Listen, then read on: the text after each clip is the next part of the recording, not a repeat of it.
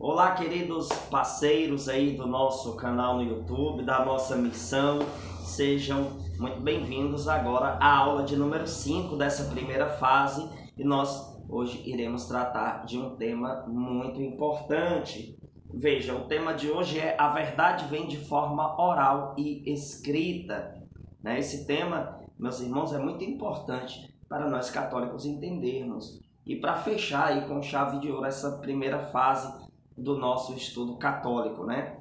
Então, você entendendo isso daqui, juntamente com as aulas dessa primeira fase, você cria toda uma resistência contra as argumentações irresponsáveis dos protestantes, né? Então, vamos aqui para o Catecismo da Igreja, número 76, mas antes vamos pedir a Deus a graça, né?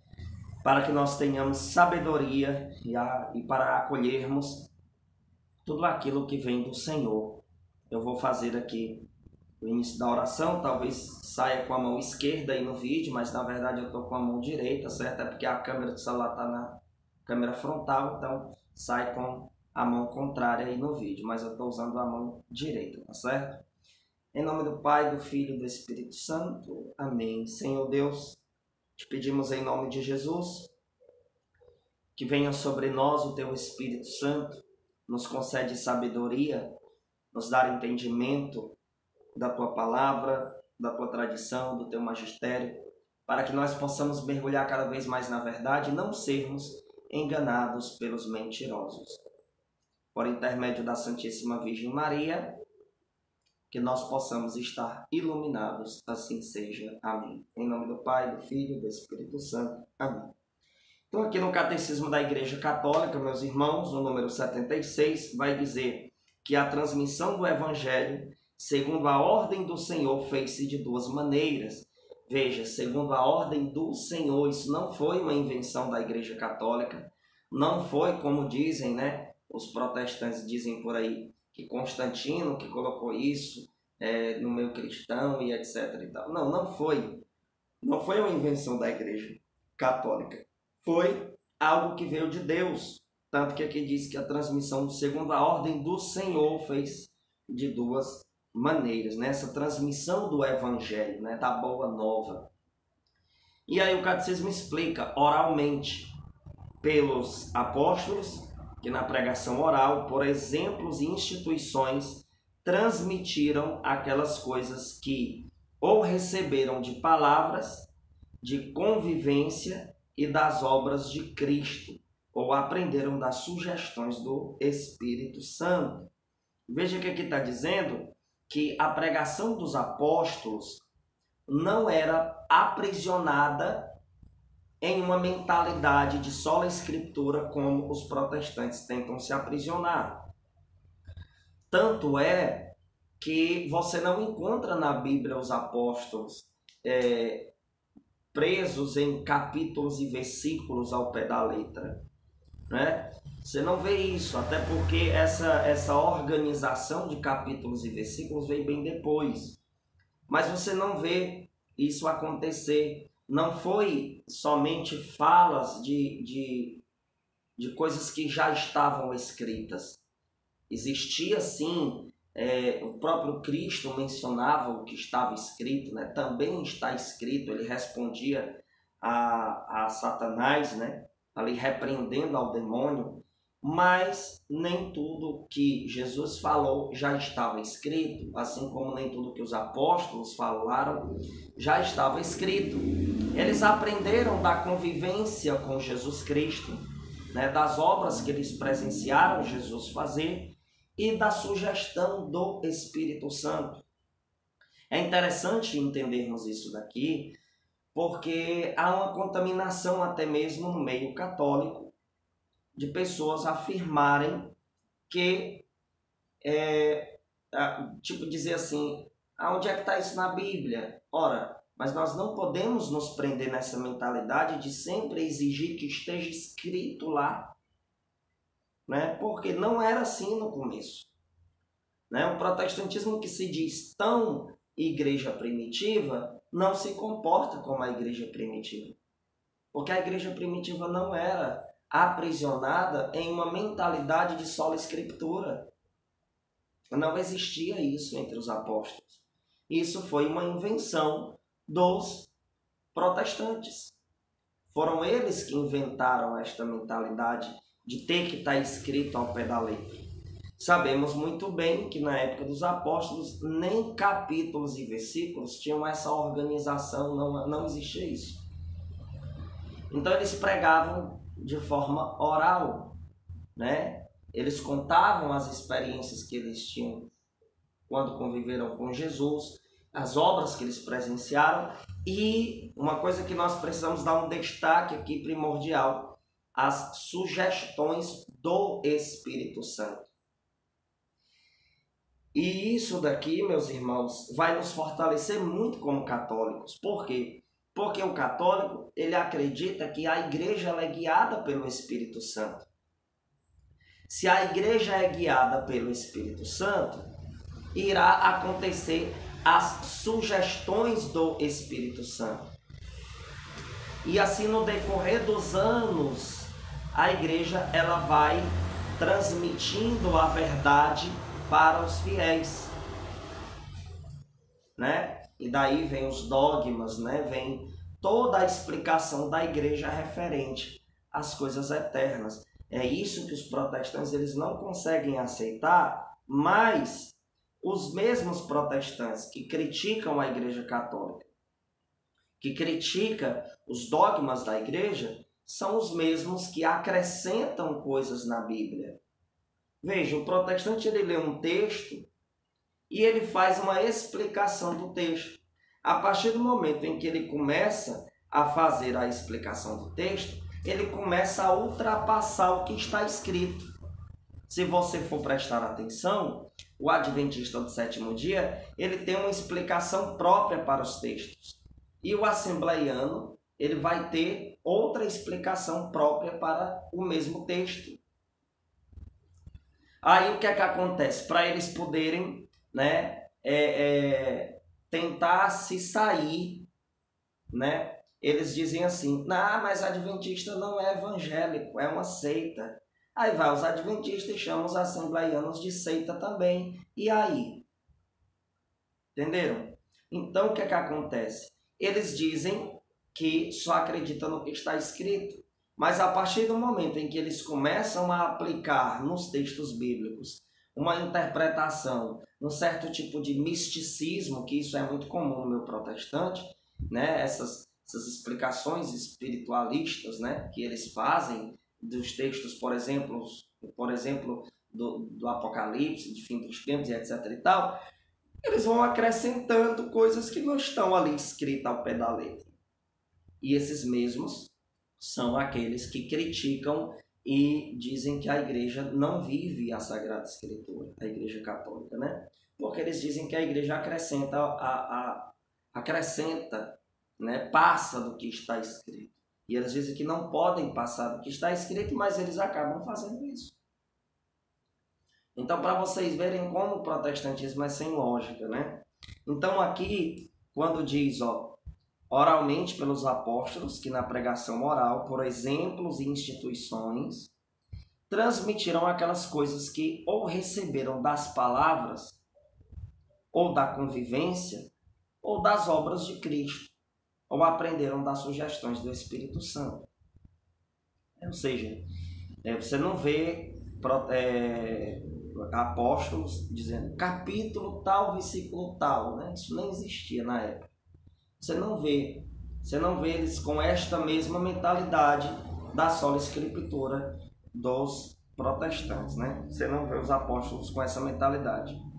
Aí depois o catecismo vai dizer, e por escrito, como também por aqueles apóstolos e varões apostólicos que, sob inspiração do mesmo Espírito Santo, puseram por escrito a mensagem da salvação. Então, nós católicos acreditamos nos 3 pilares da fé católica, né?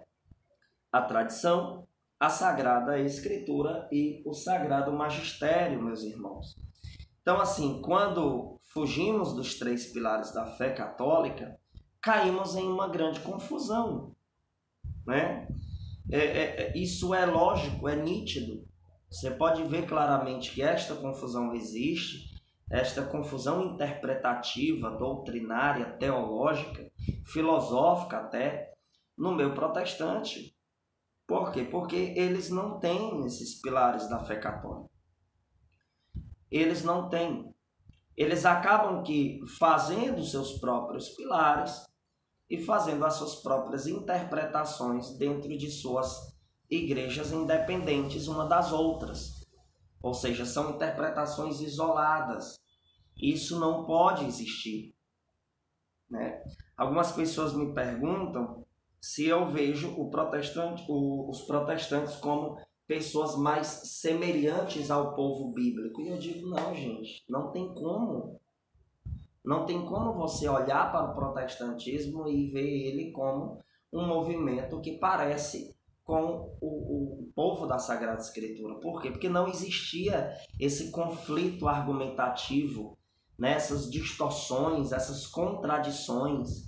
Doutrina é uma só, igreja é uma só. Efésios capítulo 4 e capítulo 5 vai bem deixar claro isso, né? Que é uma só fé, né? Um só batismo. Lá no capítulo 5 também vai falar claramente isso, né? Efésios, ó, deixa eu pegar aqui, né? Mais uma vez esse texto, né? Ó, aqui em Efésios, se você for fazer uma leitura a fundo, você vai ver que isso daqui deixa bem claro. Efésios 4, versículo de número 5, vai dizer que há um só Senhor, uma só fé, um só batismo. Entenderam? Um só. Depois, você vai ver lá no capítulo 5, como mencionei também, a caridade é a fuga da impureza, né? O proceder dos filhos de Deus, a prudência e sobriedade, os deveres recíprocos dos esposos. E assim, você vai vendo nitidamente que essa mesma unidade de pensamento não existe no protestantismo.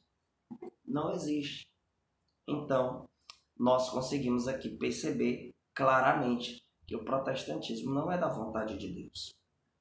Não é. Embora que os mesmos falem em nome de Jesus, diga glória a Deus, né, evitem alguns pecados e etc., eles se lançam em outros pecados.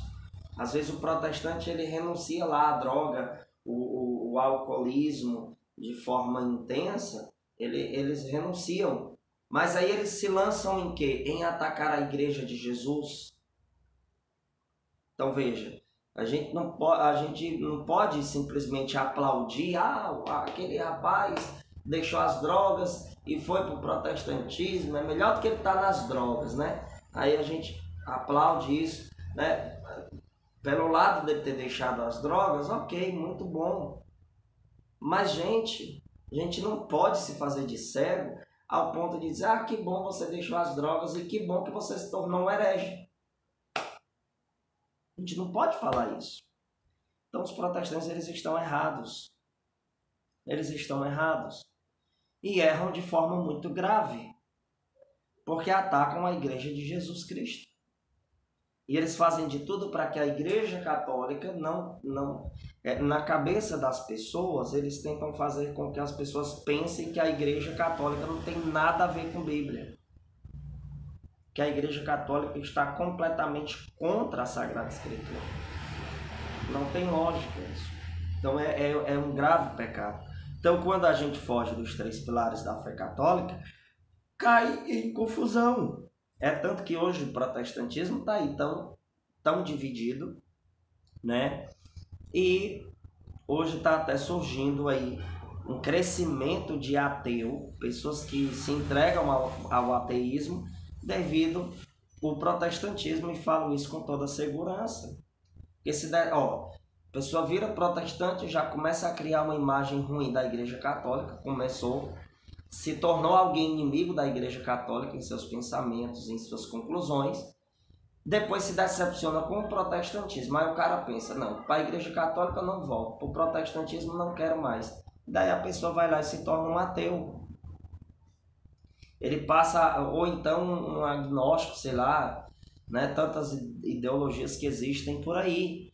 Ou então entra naquele movimento dos desengrejados, que é uma desgraça atualmente, né? A pessoa dizer que serve a Deus em casa, que lê a Bíblia em casa, que pede perdão a Deus em casa, que não precisa estar em uma instituição, que não precisa de uma hierarquia. Gente, isso é antibíblico.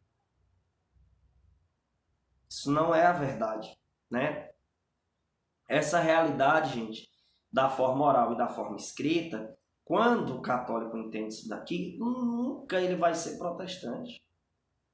Nunca. Porque quando a igreja fala alguma coisa, a gente não vai precisar mais ficar, deixa eu ver se isso aqui está na Bíblia ao pé da letra. Não precisa. Porque a gente já entendeu que lá na Bíblia está dizendo que a igreja é que é coluna e sustentáculo da verdade. Não é as minhas opiniões, não é as minhas percepções, não é o que os outros dizem.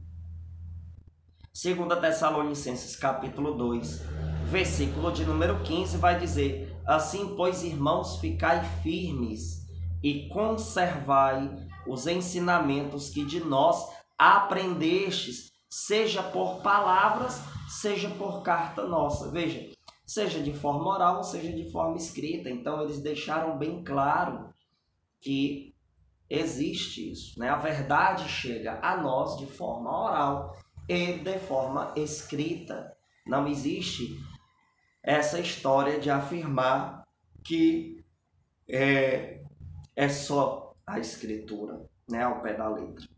Então, um primeiro ponto que eu quis destacar aqui para vocês foi isso. Se você fugir dos 3 pilares, você vai cair em confusão. Ponto 2. Você não deve querer fabricar o seu próprio Deus e suas próprias regras. Gente, isso é satânico. Tem gente que quer fabricar o seu próprio Deus. O cara vai lá, analisa o que a Igreja Católica diz, mas analisa de forma muito superficial. Não vai a fundo. Aí o cara não me identifica. Aí vai no protestantismo, chega lá, vê os pentecostais com aquela loucura, aquele movimento muito barulhento e etc e tal. Vê o povo adventista, vê o povo... Não. Aí o cara vai lá e ele faz o próprio Deus para ele. Como? Ele pega a Bíblia e do jeito que ele entende, ele diz que crê e pronto, e acabou-se. E tem muita gente que tenta mudar a sua opinião e não vai adiantar. Por quê? Porque ele se fechou naquilo. Ele fabricou as próprias regras. Veja, os adventistas, eles fabricaram com suas distorções as suas próprias regras.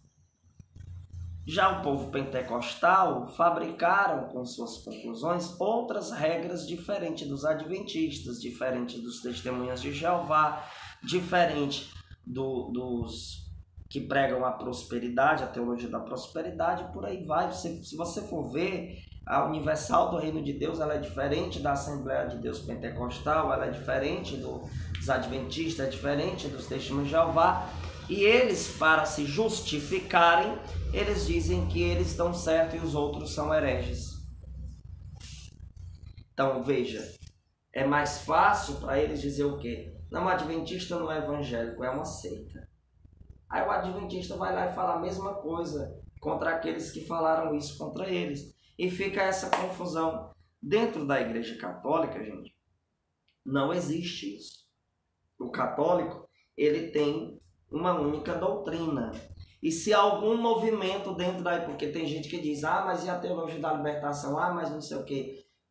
Cara, mesmo que eles se digam católicos, eles estão na Igreja Católica, mas eles não pertencem à igreja, eles não obedecem à igreja. Porque para você saber quem é católico e quem não é, basta você pegar a Sagrada Escritura e o catecismo da igreja e comparar o que eles estão dizendo com o que está aqui. E daí você vai ver claramente quem é e quem não é católico. Já e por que a gente consegue fazer isso? Porque nós temos um único pastoreio. A igreja tem o Papa, tem os cardeais, né? Tem os bispos, tem os padres e etc. Então a gente consegue chegar a esse consenso, né? A esse entendimento. E quando as coisas estão muito confusas, a igreja vai lá, faz um concílio para que seja tratado as questões que está causando desconforto. Aí você imagina, quando que no protestantismo vai existir isso? Nunca. Não tem como fazer um concílio com adventistas, testemunhas de Jeová, com assembleianos, com protestantes luteranos, calvinistas e etc. Não dá. Não dá, então nunca vai chegar a uma conclusão, a algo único. Já na Igreja Católica isso é muito simples de acontecer, né? Muito simples. Então, eles fabricam, eles falam que a Igreja Católica é o paganismo, etc e tal, mas quem mais se assemelha ao paganismo é o protestantismo, porque lá tem um Deus que proíbe trabalhar dia de sábado, já tem outro Deus que diz que é permitido trabalhar. Ou seja, é ou não é? E eles todos usam a mesma Bíblia. O problema é que cada um fabrica o Deus que entende, né? As conferências de São Maximiliano Maria Kolbe, no número 3, diz assim: a virtude da humildade desempenha um papel importante na vida do homem, e sem ela, cada um torna-se um instrumento apagado do amor próprio. Veja, a virtude da humildade desempenha um papel importante na vida do homem. Gente, sabe qual é o problema maior que Lutero teve? Ele não teve a humildade. A humildade de ser pastoreado, a humildade de acolher o que os dogmas da igreja diz, o que o ensinamento da igreja diz, né? E sem ela, diz aqui, sem a humildade, torna-se um instrumento apagado do amor próprio. Veja, o amor próprio apaga aquela pessoa. Lutero, ele teve um amor próprio muito grande. Ou seja, Santo Agostinho, ele explica que existem dois tipos de amores, né? Isso ele dando uma explicação teológica, né? Uma explicação filosófica, algo muito profundo. Ele diz que existem dois amores, né? Existe o amor a Deus tão grande ao ponto de desprezar a si mesmo, que esse é o amor verdadeiro, que é o que devemos ter. E existe o amor tão intenso a nós mesmos ao ponto de desprezar a Deus. E foi isso que aconteceu com Lutero e com os deformadores protestantes. Eles não tiveram a humildade de acolher a verdade, coisa que já tinha sido profetizada em 2 Timóteo 4, do 3 ao 4, né, que iria vir um tempo em que muitos iriam se apartar dessa doutrina da salvação, iriam ajustar mestres para si. Foi isso que o protestantismo fez. Tanto é, gente, que logo depois que Lutero teve essas atitudes, a confusão se generalizou. Foi surgindo diversas outras interpretações. Até o mais estudioso no meio protestante, ele não pode negar isso, né? Ele não pode. E eu vejo até entre os que se dizem tão estudiosos no protestantismo, uma carência de entendimento tão grande das coisas, né? Um dos pastores muito conhecidos aí no meio protestante, aquele Augusto Nicodemos, né? Ele fala coisas que a igreja nunca falou, mas ele diz que a igreja faz. Ele diz que a igreja ensina, né? Teve outro, um tal de Paulo Júnior, pastor Paulo Júnior, que disse que uma alma que está no purgatório, se você não colocar muitas missas para ela, ela entra no inferno. Gente, a doutrina da igreja deixa claro que as almas do purgatório já é certeza de estarem salvas. Elas estão se purificando para entrar no reino dos céus eternamente. A igreja nunca disse que uma alma que está no purgatório pode ir para o inferno.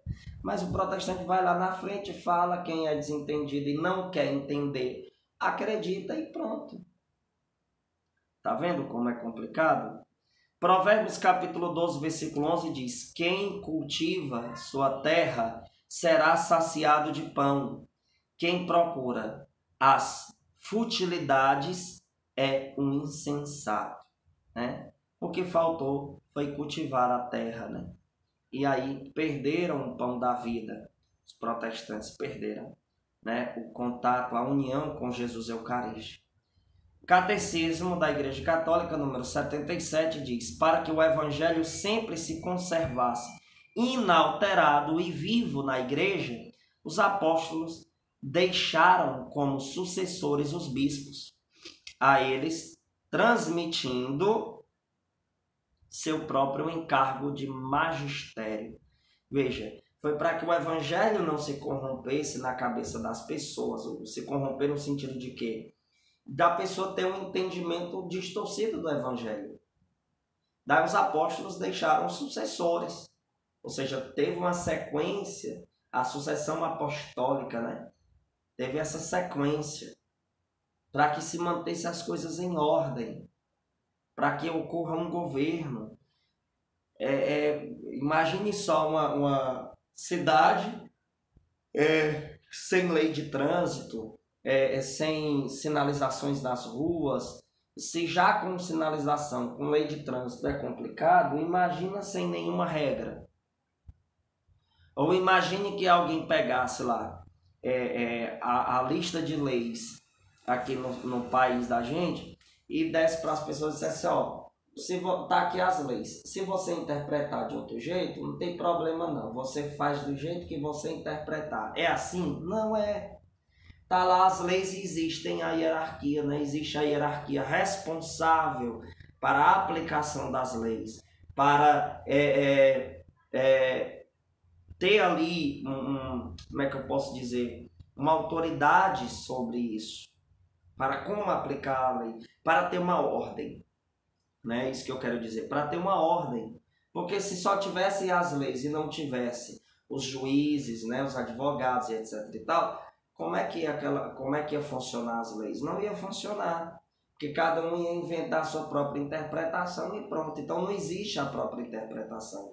Tem alguém lá que vai dizer o que é crime e o que não é. Então assim é com a Sagrada Escritura, gente. Assim é com as coisas de Deus. Existe uma hierarquia responsável para dizer o que é certo e o que não é. Isso dentro dos ensinamentos bíblicos, dos ensinamentos da tradição, o magistério vai lá e age, tá certo? Provérbios 12, 19 diz: os lábios sinceros permanecem sempre constantes, a língua mentirosa dura como um abrir e fechar de olhos. Protestantismo é como abrir e fechar de olhos, né? Tantas seitas que já fecharam as portas, tantas seitas que já se acabaram, né? E eles vão passar. Por quê? Porque não estão ensinando o povo a buscar a verdadeira eternidade em Deus. Então a casa vai cair. Isso aí é fato. No livro O Santo Coradares, na página 281, tem escrito assim: uma pessoa instruída tem sempre dois guias, o conselho e a obediência. Coisa que os hereges não querem. Você vai dar um conselho a um herege, a maioria, né, não quer, não lhe dá espaço para falar, não lhe dá espaço. Não, porque ele já está fanático, já está aprisionado em suas conclusões mentirosas, e aí ele rejeita. Então, gente, quem nos ensina